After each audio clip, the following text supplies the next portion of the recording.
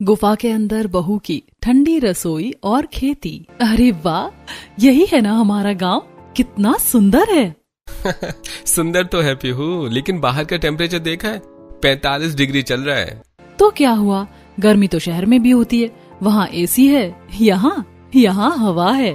हाँ, वो हवा जो खुद जल रही है। प्रेम की बात में कोई झूठ नहीं था। मई के इस खौफनाक महीने में सूरज जैसे आसमान से आग के गोले बरसा रहा था। बाहर का सुंदर गांव अब सूखा और बेजान दिख रहा है। खेतों में दरारें पड़ चुकी हैं, पेड़ों के पत्ते झुलस गए थे और गर्म हवाएं पूरे माहौल को और डरावना बना रही थी। गांव की धूल भरी सड़क तक तपने लगी थी और इसी तपिश से बचने के लिए गांव के कुछ बुजुर्ग चबूतरे की छांव में बैठे हुए थे। अरे भाई, आज तो हद हो गई, लाइट सुबह 4 बजे से अभी तक नहीं आई। अरे भाई क्या बताएं, खेत सूख गए हैं, जानवर परेशान हैं गर्मी से। तभी दूर से धूल उड़ाती हुई एक गाड़ी आती दिखाई देती है। अरे भाई, ये किसकी गाड़ी आ रही है? अरे लगता है अंकुश जी की गाड़ी है।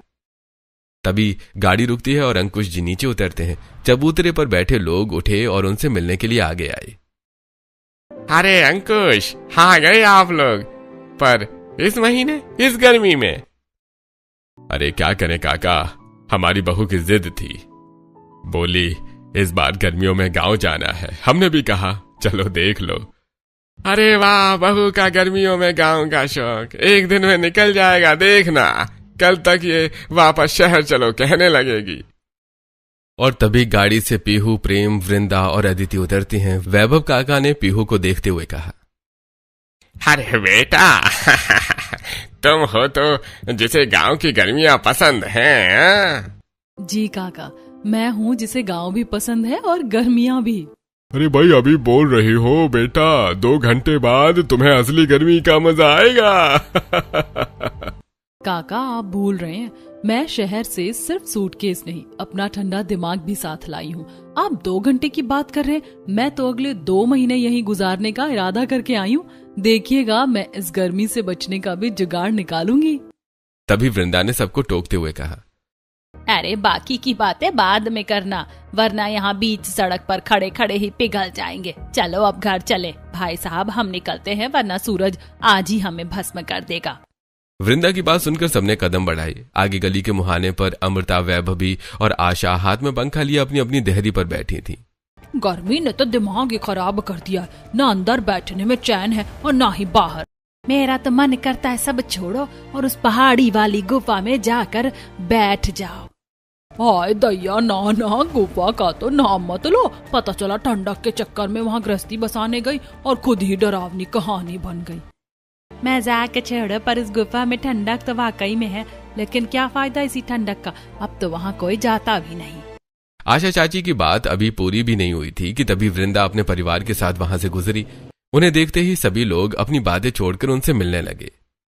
अरे वृंदा जी, आप लोग भी गांव ऐसी तपती गर्मी में आए हैं, देखिए ना, गर्मी ने तो सबका बुरा हाल कर रखा है। गर्मी तो बहुत है, लेकिन हमारी बहू का गांव आने का बड़ा मन था, इसीलिए हम सब चले आए। अच्छा, तो बहू जी को गांव की गर्मी पसंद है। बेटा अभी तो पैर जमीन पर रखे हैं, एक दिन में सारी गर्मी समझ आ जाएगी। सभी की बातें सुनकर पीहू से रहा नहीं गया। उसने अमृता को तुरंत जवाब दिया, जी चाची, समझ आ भी गई, इसीलिए तो आई हूँ। सुना है यहाँ की गर्मी दिमाग की बत्ती जला देती है, तो सोचा मैं भी अपना थोड़ा सा टैलेंट यहीं आजमा लूं। पीहू का ये करारा और मजेदार जवाब सुनकर अमृता का मुंह खुला का खुला रह गया। वैभवी ने अपनी नजरें झुका ली। वृंदा अपनी बहू की इस हाजिर जवाबी पर मन ही मन मुस्कुरा उठी और सब आगे बढ़ गए। पर चलते चलते पीहू के कानों में अभी भी आशा चाची का वो अधूरा जुमला गूंज रहा था, उस गुफा में ठंडक तो है। चाची क्या कह रही थी? गुफा ठंडी है, लेकिन वहाँ कोई जाता नहीं है, क्यों? इसी सोच में डूबी हुई पीहू को पता ही नहीं चला कि कब सब लोग घर पहुंच गए।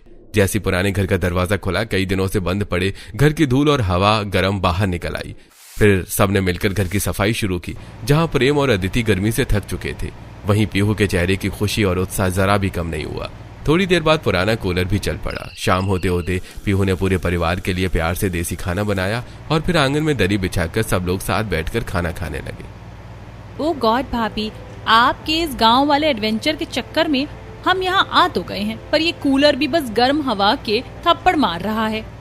अदिति, मैंने पहले कहा था पीयू का एडवेंचर अभी शुरू हुआ है, हमारी हालत अभी से टाइट है। अरे खाना खाइए पहले, पेट भरेगा तो गर्मी भी अच्छी लगने लगेगी। जैसे ही सबने पहला निवाला लिया ही था कि कूलर की घरघराहट बंद हो गई। पूरा घर अंधेरे में छा गया, लाइट कट चुकी थी। ये लो, जिसका डर था वही हुआ। भाभी अब तो हद हो गई है, कूलर बंद, पंखा बंद, हम यहाँ कबाब बन जाएंगे। चुप रहो अतिथि, पीहू ने इतनी मेहनत से खाना बनाया है। पीहू बेटा तो फिक्र मत कर। मम्मी कोई ना कोई जुगाड़ तो होगा ही, ये गर्मी हमें हराएगी नहीं। अरे हर जगह जुगाड़ ढूंढ लेती हो, पर इस बार बताओ क्या सोच रही हो? अभी कुछ पक्का नहीं है, पर कल सुबह एक जगह देखनी है। कौन सी जगह? पहले खाना खाओ। सभी लोगों ने जैसे तैसे खाना खाया। रात घिर आई, गर्मी की वजह से घर के अंदर रुकना मुश्किल था। आखिरकार सबने छत पर चादरें बिछाई और वहीं लेटे। यार छत पर तो थोड़ा ठीक है। हाँ छत पर ठीक है, लेकिन क्या हर रात छत पर ही सोएंगे? अरे नहीं, बस 1-2 दिन की बात है, लाइट आ जाएगी। यहाँ लाइट का कोई भरोसा नहीं है, पहले भी ऐसे ही था। वहीं पीहू चुप लेटी है, उसकी आंखें खुली हैं, आसमान देख रही है, दिमाग चल रहा है। इस घर में नहीं चलेगा, कहीं और कोई ऐसी जगह जहाँ दीवारें खुद ठंडी हो। कुदरत ने जरूर कुछ बनाया होगा, कल की कल देखेंगे। अभी तो मैं आसमान के नीचे आराम से सो जाऊं। अगली सुबह उमस ने फिर घेरा डाल लिया। वृंदा ने दरवाजा खोला तो सामने अमृता और वैभव भी खड़ी थी, जैसे रात भर से वहीं बैठी हो। अरे वृंदा जी, रात कैसी गई? बहू रानी का एडवेंचर कैसा रहा? ठंडी हवा मिली? हम तो रात भर इंतजार में थे, सोचा सुबह होते ही बहू जी के बैग बंद जाएंगे। शहर की हवा याद आती है ना रात को। वृंदा ने एक नजर दोनों पर डाली। चेहरे पर कोई घबराहट नहीं, बस एक शांत मुस्कान, जैसे पहले से पता हो कि सामने वाले क्या कहने वाले हैं। रात बहुत अच्छी गई दीदी, छत पर सोए, तारे देखे। शहर में तो ये नसीब ही नहीं होता। और बहू? मेरी बहू का मजाक उड़ाने की कोशिश में जो वक्त लगा रही हैं आप, उतने वक्त में वो कुछ नया सोच चुकी होगी। वो मुश्किल देखकर हारने वालों में से नहीं है। दोनों चुप हो गईं और छत पर पीहू दूर पहाड़ी की तरफ देख रही थी। इधर पूरा गांव सूखा, उधर घनी हरियाली। तभी आशा चाची की बात याद आई, गुफा उधर ही थी। इधर सब सूखा, उधर इतनी हरियाली, कैसे? नीचे से आवाजें आई, तभी पीहू ने झांक कर देखा। नीचे गांव की औरतों को देखकर वो सीढ़ियों से उतरकर नीचे आ गई। अरे बहू जी, सुना है एडवेंचर करने आई हो इस तपती गर्मी में, शहर का सारा ऐशो आराम छोड़कर? कोई मजबूरी होगी, वरना कौन छोड़ता है ऐसी बेटा। पीहू रुकी, दोनों को देखा, फिर हल्के से मुस्कुराई, न गुस्से से न तकलीफ से। चाची, आपने कभी मैन वर्सेस वाइल्ड देखा है? वो क्या होता है? एक शो है जिसमें एक इंसान अपना सारा आराम छोड़कर तपती धूप जंगल में निकल पड़ता है, सिर्फ इसलिए कि मुश्किल को जीतना सीखे। तो चाची जी, जो आराम छोड़कर निकले वो कमजोर नहीं होता, वो बस औरों से थोड़ा अलग होता है। अरे तुम शहरी लोग और तुम्हारी ये बड़ी बड़ी शहरी बातें। चाची, बातें शहर की हो या गांव की, दिल सच्चा हो ना तो हर बात अपनी लगती है। दोनों चुप हो गईं। वृंदा ने पीहू को देखा और हल्का सा मुस्कुरा दी। थोड़ी देर बाद दोनों पड़ोसनें चली गईं और फिर घर में सब साथ बैठकर नाश्ता कर रहे थे। लेकिन पीहू का ध्यान अब भी सुबह छत से दिख रही हरियाली में ही अटका हुआ था। पापा, कल आंटी गुफा की बात कर रही थी और आज मैंने छत से देखा, पूरा गांव सूखा है पर पहाड़ी के उस पार सब हरा भरा है। जरूर वहीं होगी वो गुफा, चलते हैं ना एक बार देखने। अंकुश का हाथ चाय के गिलास पर रुक गया। एक नजर वृंदा को, फिर पीहू को। अरे ठंडी तो बहुत है बेटा वो जगह, पर वहां जाते नहीं है लोग। क्यों पापा? बस ऐसे ही, पुरानी जगह है। गांव के लोग कहते हैं वहां कुछ है, क्या है कोई नहीं जानता, और जाने की कोशिश भी किसी ने नहीं की। एक पल के लिए मेज पर खामोशी छा गई। मतलब यही कि वो जगह अकेले नहीं जाते। पापा, डर जगह में नहीं होता, बस लोगों के मन में रह जाता है। पीहू बेटा। अरे छोड़ो ना, तुम भी सुबह सुबह गुफा की बातें लेकर बैठ गई। पहले नाश्ता तो कर लो। ठीक है, नाश्ता करती हूँ। भाई, भाभी नाश्ता खा रही हैं, पर दिमाग गुफा में जा चुका है। मुझे पता है। नाश्ता खत्म हुआ पर पीहू का मन गुफा में ही अटका था। तभी गली से हंसी की आवाजें आई। पूजा अपनी 2 सहेलियों के साथ आई। नमस्ते भाभी, सुना है शहर वाली भाभी गर्मी से डर नहीं रही। अरे अभी तो शुरुआत है, तो चलिए फिर असली गांव भी दिखा देते हैं। थोड़ी देर बाद सब गलियों में निकल गईं। गर्मी बहुत थी पर पीहू की नजरें हर चीज ध्यान से देख रही थी। चलते चलते पूजा अचानक एक खेत के पास रुक गई। वहां छोटू मिट्टी में पैर डालकर बैठा था और अपने सिर पर गीला गमछा रखे हुए था। ये क्या स्टाइल है छोटू? दीदी ये हमारा देसी एसी है। उसकी बात सुनकर सब लड़कियां जोर से हंस पड़ी। गांव में जुगाड़ नहीं किया ना तो समझो जीना मुश्किल है। अच्छा, तो मैं भी अब गांव की स्टूडेंट हूँ, मुझे भी सब जुगाड़ सीखने हैं। जैसे जैसे पहाड़ी की तरफ बढ़े गर्म हवा कम होने लगी, सूखी जमीन की जगह हरियाली आने लगी। सच में यहाँ तो मौसम ही बदल गया, क्योंकि गुफा उधर ही है, वहाँ हमेशा ठंडक रहती है। तभी बाकी लड़कियों के चेहरे थोड़े गंभीर हो गए। लेकिन हम लोग ज्यादा आगे नहीं जाते, बस गांव वाले मना करते हैं, कहते हैं वो जगह ठीक नहीं। तभी पीछे से गुजरती हुई विमला चाची उनकी बातें सुनकर रुक गई। कई साल पहले एक औरत वहाँ गई थी, वापस तो आई पर कहती थी कि अंदर कुछ था, दिखा नहीं पर महसूस हुआ। हाँ, तभी तो अब कोई नहीं जाता। अगर वहाँ इतनी ठंडक है तो लोग उसका इस्तेमाल क्यों नहीं करते? अगर गुफा इतनी ठंडी है ना तो इस गर्मी में वहीं घर बना लेना चाहिए। हाँ, फिर गांव वाले कहेंगे शहर वाली भाभी पहाड़ों में बस गई। सब हंसने लगे, लेकिन पीहू अचानक चुप हो गई। उसके दिमाग में सच में यही ख्याल घूमने लगा। अब क्या रिसर्च चल रही है मैडम? पीहू ने मोबाइल में कुछ तस्वीरें दिखाई। पहाड़ों के बीच बने सुंदर केव हाउसेस, पत्थरों के अंदर बने ठंडे कमरे, लोग आराम से रह रहे थे। प्रेम देखो, लोग गुफाओं में रहते भी हैं। उस गुफा को थोड़ा साफ कर लें तो दिन में आराम से रह सकते हैं। तुम सच में गुफा में रहने की सोच रही हो? सोच नहीं रही, प्लान बना रही हूँ। मम्मी पापा तुम्हें गुफा में रहने देंगे क्या? हाँ, पापा तो नाम सुनते ही मना कर देंगे। डर की वजह से मना करते हैं। अगर समझिए कि वहाँ ठंडक है, आराम है, तो मान जाएंगे। अरे तुम ना सच में अलग हो। और तुम मेरे पार्टनर हो, और तुम्हें भी अलग बनना पड़ेगा। मतलब अब मुझे भी जंगल एडवेंचर करना पड़ेगा? जंगल नहीं मिस्टर, नेचर वाला लग्जरी रूम। पापा एक बात बोलूं, अगर यहाँ इतनी गर्मी है और गुफा में इतनी ठंडक है तो हम वहीं रह लेते हैं ना? क्या मतलब सच में गुफा में रहना है? गुफा में रहेंगे, वहाँ ठंडक है, पानी है, जगह भी बड़ी है, और यहाँ घर में तो गर्मी से सबका हाल खराब हो रहा है। भाभी की बात गलत भी नहीं है, मैं तो अभी से पिघल रही हूँ, लेकिन बेटा लोग उस जगह को अच्छा नहीं मानते। मम्मी लोग बिना देखे बहुत कुछ बोलते हैं। हम सब साथ रहेंगे ना, ऊपर से मैं उस जगह को अच्छा बना दूंगी। तुम ऐसे बोल रही हो जैसे गुफा नहीं नया फ्लैट लेने जा रहे हैं। फ्लैट से अच्छा होगा, वहाँ नेचुरल एसी होगा। कुछ बोलिए पापा। अरे बेटा, अगर इतनी गर्मी लग रही है तो जरूरी थोड़े है पूरे 2 महीने यहीं रहे। चाहो तो वापस शहर चल सकते हैं। नहीं पापा, अब आए हैं तो पूरे 2 महीने यहीं रहेंगे, बस रहने का तरीका थोड़ा बदलना होगा। अगर सब साथ रहेंगे और संभल कर रहेंगे तो कोशिश कर सकते हैं। बस फिर क्या था, अगले ही पल घर का माहौल बदल गया। डर आधा था और एक्साइटमेंट दोगुनी। सुबह सुबह पूरा घर ऐसे तैयारी करने लगा जैसे कहीं लंबी पिकनिक पर जा रहा हो। पीहू कभी बर्तन बांधती, कभी चादरें। उसने एक बड़ा टोकरी निकाली और उसमें मसाले, आटा, दाल और सब्जियां रखने लगी। अरे तुम तो इतनी तैयारी कर रहे हो जैसे सारी जिंदगी वहीं रहने जा रही हो। रहने ही तो जा रहे हैं मिस्टर, गुफा में पहली ठंडी रसोई भी बनेगी। फिर पीहू ने चुपके से कुछ छोटे पैकेट भी बैग में रख दिए। ये क्या है? सब्जियों के बीज। ये सच में गुफा में खेती भी करेंगी? जहाँ हरियाली है वहाँ कुछ ना कुछ उगता जरूर है। भाभी, वहाँ सच में कुछ निकला तो तेरे भाई को आगे कर देंगे। वाह, मतलब भूत आया तो सबसे पहले मैं? भाई डर मत, मेरी भाभी है ना, वो भूत को भी काम पर लगा देंगी। अदिति की बात सुनकर सब हंस पड़े, यहाँ तक कि अंकुश भी मुस्कुरा दिया। पीहू बेटा, तू गुफा में रहने जा रही है या पूरा घर शिफ्ट कर रही है? मम्मी, गर्मी से बचना है तो सेटअप भी बढ़िया होना चाहिए।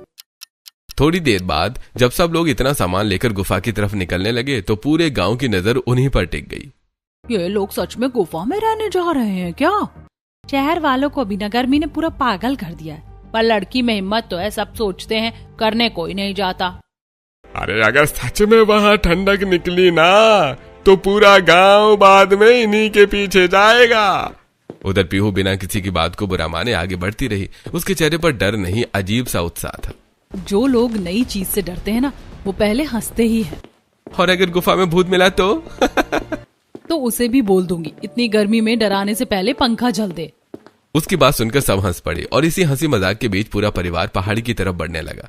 जैसे जैसे परिवार पहाड़ी के पास पहुंचा, गर्म हवा धीरे धीरे ठंडी होने लगी। सूखी जमीन की जगह हरियाली दिखाई देने लगी। बड़े बड़े पेड़ों की छांव और ठंडी हवा ने सबको हैरान कर दिया। भाभी, आते टाइम सब लोग ऐसी बातें बोल रहे थे कि मेरा तो अभी भी डर नहीं जा रहा। पिंकी ने तो कहा था जो भी यहाँ गया वो वापस ठीक हालत में नहीं आया। तभी सबकी नजर सामने पड़ी, पहाड़ के बीच बनी बड़ी पत्थरों वाली गुफा पर। उसके पास ही साफ पानी का झरना बह रहा था। ठंडी हवा सीधे वहीं से आ रही थी। अरे यहाँ तो सच में इतनी ठंडक है। लेकिन जहां बाकी सब लोग संभल संभल कर कदम रख रहे थे, वहीं पीहू किसी छोटे बच्चे की तरह हर चीज देखकर खुश हो रही थी। वाह, ये पत्थर देखो कितने ठंडे हैं। वो कभी दीवार छूती, कभी ऊपर बनी पत्थरों की छत को देखती। और देखो ना, गुफा का मुंह भी कितना बंद है। यहाँ कोई जानवर आसानी से आ ही नहीं सकता। अरे बात तो सही कह रही है, जगह काफी सुरक्षित लग रही है। तभी पीहू की नजर गुफा के एक कोने पर पड़ी। वहां कुछ पुराने लकड़ी के टुकड़े और पत्थरों की बनी जगह थी। मुझे ना सच में लग रहा है यहाँ पहले कोई रहता था। फिर अचानक वो नीचे बैठ गई और मिट्टी हाथ में लेकर देखने लगी। अब क्या चेक कर रही हो मैडम? ये मिट्टी देखो कितनी अच्छी है।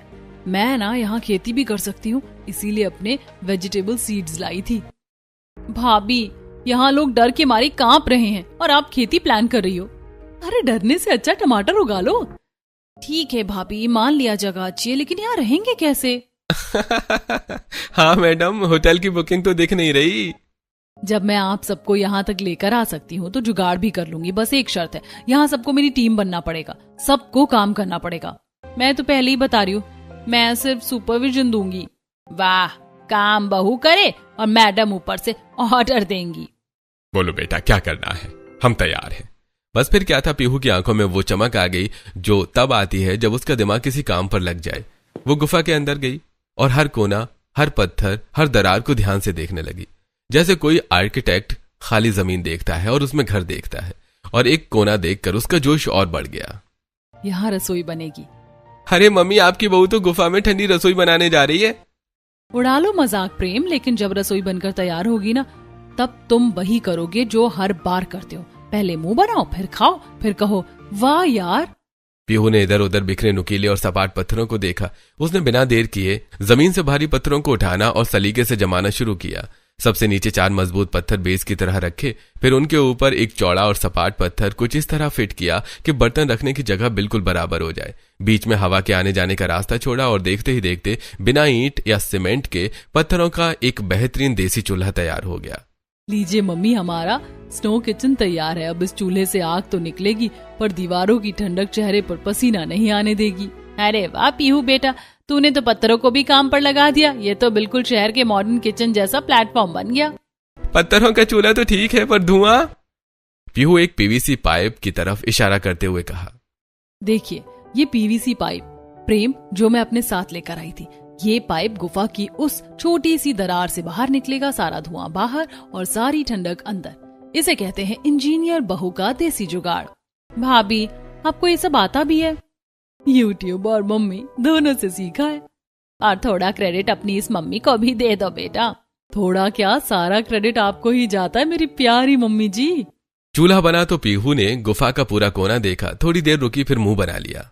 नहीं, ऐसे तो बिल्कुल अनऑर्गेनाइज लग रहा है।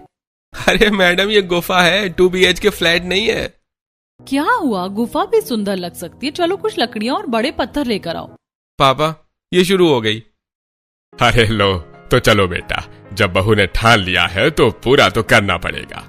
प्रेम और अंकुश बाहर से लकड़ियां और पत्थर लाने लगे। उधर पीहू और वृंदा ने मिलकर गुफा की दीवार के साथ छोटी छोटी शेल्फ जैसी जगह बनाई, पत्थर जमाकर एक के ऊपर एक। देखते ही देखते मसालों के डिब्बे एक तरफ सज गए, बर्तन दूसरी तरफ। चूल्हे के ऊपर लकड़ी की पतली टहनियों से एक छोटा सा स्टैंड भी बन गया।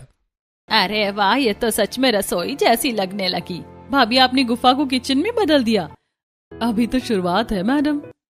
तभी उसकी नजर गुफा के ठीक बाहर नरम पड़ी मिट्टी पर पड़ी, जहां झरने की नमी जमीन तक आती थी। वहां मिट्टी एकदम काली और उपजाऊ थी। पीहू रुकी और फिर उसके चेहरे पर वो मुस्कान आई जो प्रेम को अच्छी तरह पहचान आती थी। पीहू, अब क्या? अब कुछ नहीं, प्लीज। ये देखो, जो वेजिटेबल सीड्स में लेकर आई थी, अब वक्त आ गया है कि उनका इस्तेमाल किया जाए। और देख लेना, कुछ दिन बाद यहाँ हमारी अपनी सब्जियां उगेंगी। पीहू, तुम बीज भी साथ लाई थी? जहाँ जाओ बीज साथ रखो, कभी काम आते हैं। अरे बहू, तू गुफा में रहने नहीं, पूरा नया घर बसाने आई है। घर दीवारों से नहीं बनता पापा, लोगों से बनता है, और रसोई की खुशबू से। थोड़ी देर बाद पीहू ने चूल्हे पर सब्जी चढ़ा दी। झरने के ठंडे पानी और देसी मसालों की खुशबू से पूरी गुफा महक उठी। वाह भाभी, गुफा में भी इतना टेस्टी खाना। अभी तो बाहर से लाई सब्जियों से खाना बना रही हूँ, लेकिन फिर देखना धीरे धीरे यहीं अपनी सब्जियां उगेंगी और उनका टेस्ट, उफ, सोचकर ही मुंह में पानी आ रहा है। अरे बस भी करो मैडम जी, पहले ये वाली सब्जी आराम से खा लें। आपकी खेती को फलने फूलने में अभी थोड़ा टाइम लगेगा। वहीं बैठकर सब हंसते मुस्कुराते खाना खाने लगे। बाहर झरने के बहने की मीठी आवाज थी और गुफा के अंदर ठंडी हवा। पहली बार इस गर्मी में सबको सच्चा सुकून महसूस हो रहा था। ठीक है भाभी, खाना हो गया, अब सोएंगे कहाँ? हाँ मैडम, आपका 5 स्टार रूम कहाँ है? मुझे इतना कम मत समझो मिस्टर प्रेम। धुआं हो या प्राइवेसी, सबका इंतजाम है मेरे इस जुगाड़ू दिमाग में।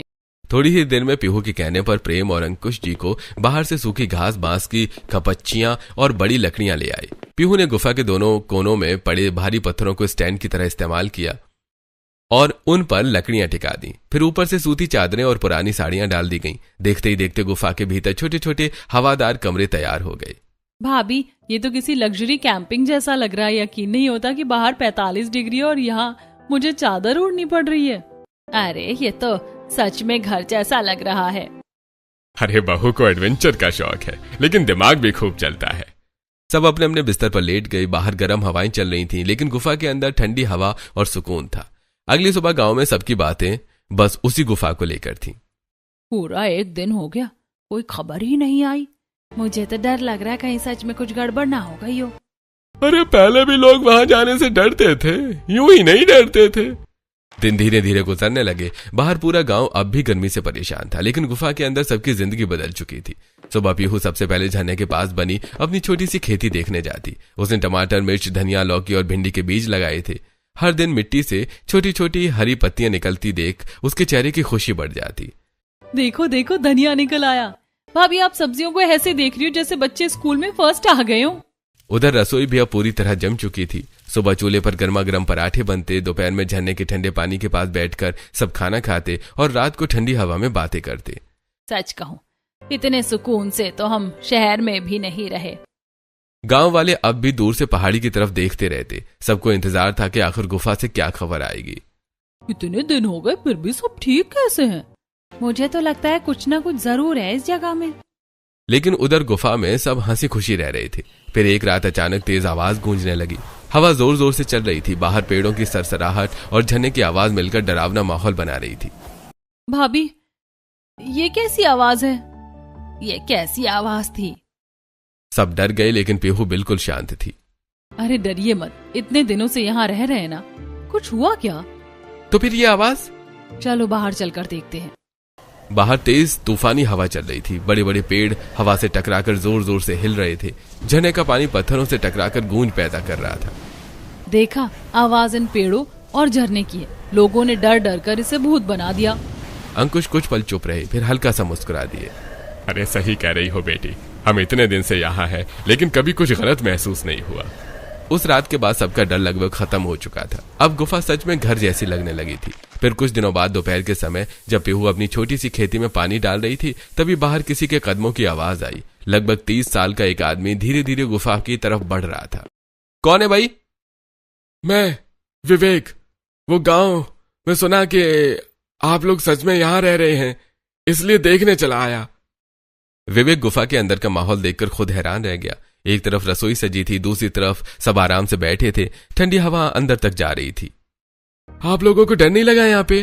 पहले तो बहुत लगा था, गांव वालों ने इतना डराया जो था।